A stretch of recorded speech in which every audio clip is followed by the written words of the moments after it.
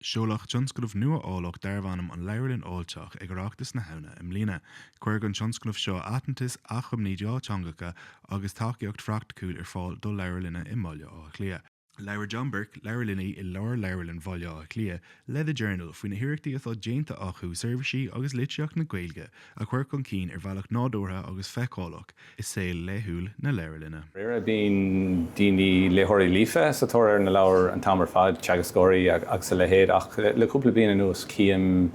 daoine ag fille ar an Gaeilge is dócha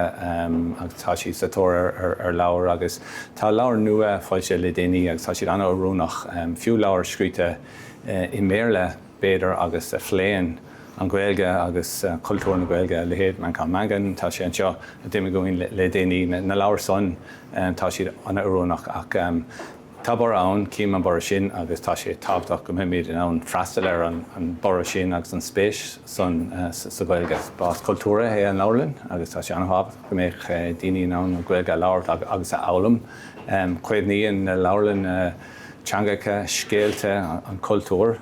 agus is rud nádúrtha ann go mbeidh daoine in ann an Gaeilge a leabhart agus tá ag súil go mór le chróig an scéim seo go mór le níos mó daoine mbealach an Gaeilge a leabhart. So is deach cleachtais atá ann seo tún sé struchtúr doing an Gaeilge a chur chun cinn na seastáin na chomharthaí agus is dócha daoine míad ar níhil níos mó Gaeilge a leabhart le gcuoine agus daoine mbealach an níos mó Gaeilge a leabhart linne agus le chéile na imeachtaí difriúla a bhíon arsúil anseo. Agus an mbeidh ógáidí Gaeilge arsúil sa leabhar?